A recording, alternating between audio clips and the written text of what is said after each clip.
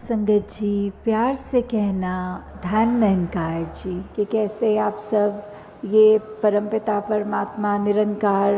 ये घट घट पे जो बसा है। अभी शब्द भी जैसे आया कि हर एक में हमने क्या देखना है कि ये निरंकार की जो अंश है, ये आत्मा हमारे अंदर है और हमारे जीवन का लक्ष्य है अपनी आत्मा को परमात्मा से मिलाने का। तो जहाँ कि हर एक को जब हम हर एक के अंदर वो नूर देखेंगे, ये निरंकार का ही अंश देखेंगे, तो फिर ही प्यार होगा। नहीं तो वो पॉसिबल नहीं हो पाता कि अगर हम जैसे यहाँ बैठे हैं, किसी का नाम तक भी नहीं जानते, या कोई और अभी कोई दूसरे देश में कोई बैठा होगा जिसको कभी ना मिले हैं ना मिलेंगे, तो कैसे पूरी सृष्टि से ही हम उस तरह प्यार कर सकें। तो वो केवल तभी हो सकता है जब हम ये रचनहार, ये परमात्मा निरंकार से ही प्यार करें। तो अपने आप वो हमारी आँखों के आगे ज्ञान उजाला जब हो जाता है तो सब कोई एक समान दिखता है, फिर वही प्यार आता है। और ये संतों ने भी युगों युगों से ऐसे ही बताया है कि अगर हम जी रहे हैं तो हमें नफ़रत नहीं करनी, प्यार करना है। और वो प्यार जैसे कबीर जी ने भी कहा है कि 2.5 अक्षर प्रेम के, तो वही बात कि हम अपने सिर्फ आप से तो पहले करें, उससे पहले इस निरंकार प्रभु परमात्मा को देखकर हर एक से वही प्यार एक्सटेंड करें, तभी हर चीज़ और प्यारी लगती है। कि अगर हम कुछ किसी से मिल रहे हैं और वो बिल्कुल एक अजनबी है, तो भी उसके लिए मन में पहली फीलिंग ही वो प्यार की आएगी, क्योंकि ये जो परमात्मा ने दिल बनाया है उसको आइडियली सिर्फ प्यार करने के लिए ही बनाया है। और जब वो प्यार दूसरी फीलिंग्स, नेगेटिविटीज़ में अगर हम ज़्यादा अपना रुझाव रखेंगे तो मन में पहले किसी को देखते ही वो चेहरे पे मुस्कुराहट की बजाय वो एक शिकन आता है। तो इसी में हमें ये देखना है कि किस तरह हम अपने आप में वो तब्दीली लाएं, ये ज्ञान प्राप्त करके एक वो अपने मन में ठहराव लाएं, ये प्यार और बढ़ाएं अपने दिल में, कि हर एक में ही फिर ये निरंकार का खुदा का अंश जब दिखे तो हर एक से ही उस तरह प्यार हो जाए। हाँ जी। अण के घट घट अंदर सबना दा सत्कार करन। तो फिर ये भाव प्यार के बाद आता है सत्कार का। जब हर एक में खुदा को देखा तो उसमें सत्कार कैसे करेंगे एक दूसरे का, जब हम जजमेंटल नहीं होंगे किसी के बारे में, उनको देखकर कि वो इस तरह के व्यक्ति हैं या इस तरह उनका एक आचरण है, तो वो अपना हमें अनुमान नहीं लगाना, अपने अनुमान के अनुसार अपने दिमाग में नहीं बिठाना कि ये ठीक इंसान है या ये गलत इंसान है। जब वो जिस दिन जजमेंट्स ख़त्म हो जाती हैं तो मन में फिर वो सत्कार की भावना एक आती है हर एक के प्रति, कि किस तरह हर कोई ये सत्कार का पात्र है, क्योंकि इतनी बड़ी दात ये निरंकार परमात्मा जिसके भी हिस्से में है और बाकी भी जो अभी अपरिचित हैं उस ब्रह्म ज्ञान से, तो हर एक में जब वो देखेंगे तो मन सिर्फ वो प्यार करेगा, सत्कार करेगा। और फिर हम हर एक को वो बेनिफिट ऑफ डाउट की जो बात आती है कि अगर किसी ने कुछ हमें गलत भी कर दिया, कोई किसी का कर्म हमें दुख पहुंचाता है, तो अपने उस व्यक्ति से गुस्सा ना करके सिर्फ एक ही भाव मन में अपने आप आएगा कि उस व्यक्ति की शायद कोई मजबूरी रही होगी, आज उसका हो सकता है दिन अच्छा ना रहा हो, कोई किसी ने कुछ उसको बुरा बोल दिया हो तो इसलिए उसका मन कड़वा हुआ है, इसलिए उसके बोल कड़वे निकले हैं। तो जब तक ये बात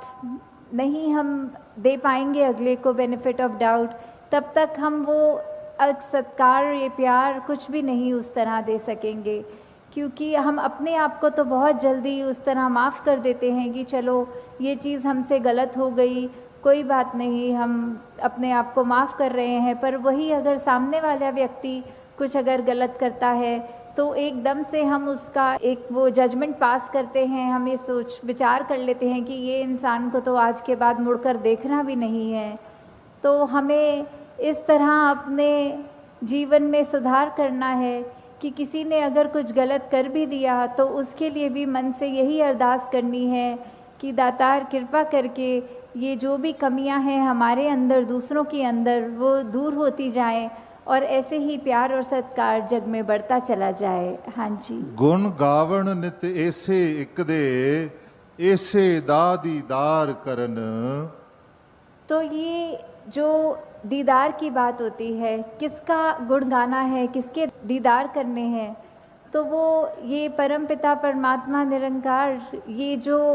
एक ऐसी सत्ता है जो शुरू से है, वो हमेशा से कायम दायम रहने वाली, कि कैसे हम जब तक वो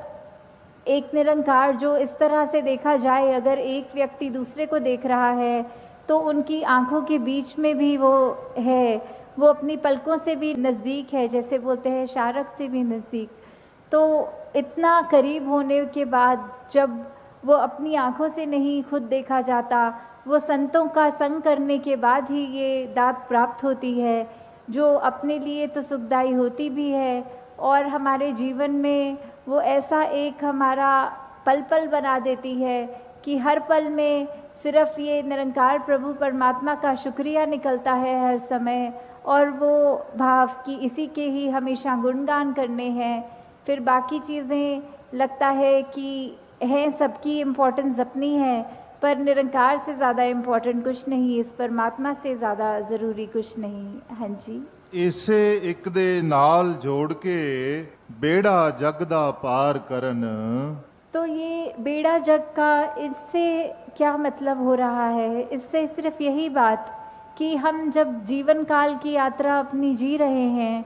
तो उसमें हमें क्या एक ऐसा जो बोलते हैं कि एक परमानेंट चीज़ क्या है, कि जो सबसे मजबूत चीज़ जिसने वो स्थिर है, उसने कभी हमारे उतार चढ़ाव के साथ उतरना चढ़ना नहीं है।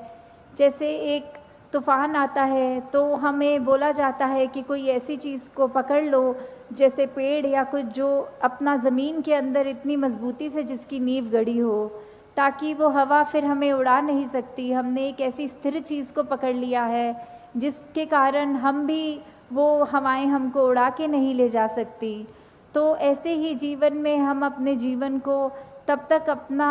अच्छे से जीवन जी सकेंगे जब तक हम ये निरंकार के साथ अपने मन से ना जुड़ें, तब तक वो एक जीवन भी हमारे उतार चढ़ावों के साथ फिर उथल पुथल मचाता है मन में।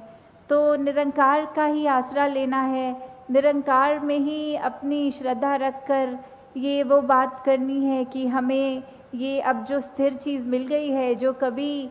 एक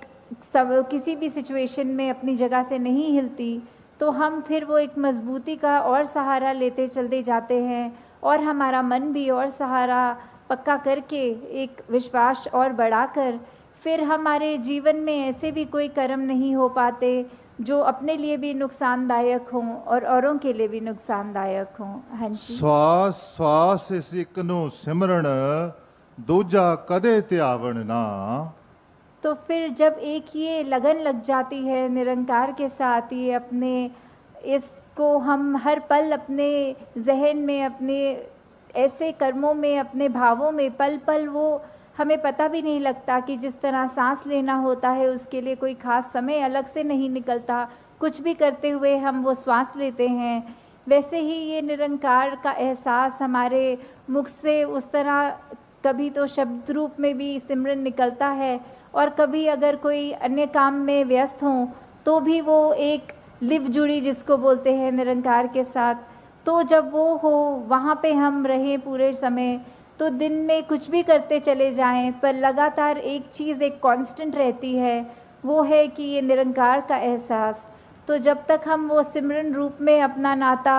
निरंकार से और गहरा करते जाएं, जितना अधिक से अधिक हो सके मन में भी करें और बोल से भी सिमरन करें, ताकि वही बात कि ये निरंकार ही है जो सही मायने में सब कुछ है और बिना उसके कुछ भी नहीं, और वो खुद भी सब कुछ होते हुए ना उस तरह दिखता है, पर फिर भी इतने गुण बिल्कुल निर्गुण होते हुए भी। तो हमें भी ये सब ज़्यादा से ज़्यादा ऐसे कोशिश करनी है कि हम बिल्कुल वही गुणों को अपने जीवन में उतार पाएँ उसी तरह अपने जीवन को चला पाएँ, जिस तरह युगों युगों ने संतों ने चाहा है कि एक कर्म हमारे ऐसे बनते जाएं, एक ऐसा हमारे दिल से दिल का रिश्ता इस निरंकार प्रभु परमात्मा से जुड़े। हाँ जी। कहे अवतार और पूरे गुरसिख एक नु कदी भुलावन ना। तो फिर ये जो एका है, ये निरंकार की तरफ इशारा करते हुए कि जो भी पूर्ण गुरसिख होंगे, जिनको ये ब्रह्म ज्ञान की दात प्राप्त हो गई और उसके बाद वो अपने अहंकार को तज के ये उस तरह एक सिर्फ इस एक के साथ ही जुड़ा हो, चाहे वो किसी भी भाव से हम लेते हों, जो अपनी श्रद्धा से जो भी बुलाना चाहे, तो उसके साथ जब तक जुड़े हैं इसका एहसास करते हुए तो ही सब कुछ है। नहीं तो वो एहसास जिस पल खो दिया, समझो वो जीवन काल वहीं थम गया, या फिर वो भी नहीं पता लगता कि कब वो पतन की ओर एक हमारे सोच विचार बन जाते हैं। तो हमें किस तरह ये अपने अंदर और मेहनत करनी है कि बस ये एक जो है इसी के साथ और जुड़ते चले जाएं, इसी के साथ अपना हर पल इस तरह बिताएं कि जैसे एक मछली होती है, जब उसको पानी से बाहर निकाल दिया जाता है तो कैसे तड़पती है, वैसे ही जिस पल हमें इस निरंकार का चेता भूले, उसी समय ये तड़प अंदर से अपने आप वो लिव वापस जोड़ दे। तो इस तरह कोशिश करके अपने जीवन को हम एक उस तरह ढालें कि किस में हमें, जहाँ ये निरंकार प्रभु परमात्मा जो अंग संग है, सदा है, कायम है, और उसको ना कोई काट सकता है, ना उसको कोई गीला कर सकता है। एक ऐसा परमात्मा जो शुरू से था और अंत तक है और उसका कोई अंत ही नहीं है। तो वैसे ही हमें भी उसके साथ जुड़ते हुए अपने जीवन को भी और सुधारना चाहिए। आपका ये निरंकार के आगे अपनी अहंकार को तज के सिर्फ एक वो शीश झुकाकर, एक चेहरों पे मुस्कुराहट रखकर, ये जो अंदर और सीखने की भावना कि एक गुरसिख का तो जीवन ही यही है कि हर पल सिर्फ सीखना ही सीखना है, तो वो उसी भाव से जब एक मर्यादित रूप में सत्संग होती है और सारी वो बातें सबकी सुनी जाती हैं, तो अपना मन जहाँ हमारा और साफ होता जाता है, जीवन में अच्छे गुण आते रहते हैं, और उसी तरह हम एक और खूबसूरत ये इंसान बनते हैं। हम खुद भी इस मिशन के साथ जब जुड़े हैं, तो ये निरंकारी मिशन का हम एक एक व्यक्ति, हम यहाँ एक एक महापुरुष अपने जीवन को उस तरह सुधार के रखें कि एक समाज में भी अगर कहीं जाएं तो सबके मन में यही लगे कि इस व्यक्ति के जैसे बनना है, इसके पास एक ऐसी दात है जो उसको एक हमेशा बाकियों से अलग दिखाती है। तो इस तरह हमारे कर्म ही जब वो प्रचार का रूप ले लें, हमारी भाषा ही प्रचार का रूप ले ले, हमारे सोच ही प्रचार का रूप ले ले, तो फिर हमारा ये जीवन काल जब तक है और उसके बाद जैसे लोक सुखी प्रलोक सुहेला, तो किस तरह ये जीवन भी जीते हुए हमने जहाँ वो ह्यूमन वैल्यूज़ को रखना है, एकत्व, भाईचारा, मिलवर्तन, करुणा, दया, ऐसे अनगिनत जो भी है वो तो रख कर अपने जीवन में हर पल जीवन को जीना है। और उसके बाद ये ब्रह्म ज्ञान जो इस जीवन काल में हमें मिल गया है, वो दात को हमें हर पल ऐसे याद रखना है कि कभी भी अगर अंत समय हो तो वो दात हमें हमसे छिन ना जाए। उसको निरंकार को ऐसे संभालते हुए हर पल निरंकार का एहसास रखना है, और उसके बाद सिर्फ वही एक दात है जो बाद में भी हमारे साथ आगे जानी है। तो दासी और समय ना लेके इन्हीं शब्दों से आपसे आज्ञा चाहेगी। साथ संगत जी, धन निरंकार जी।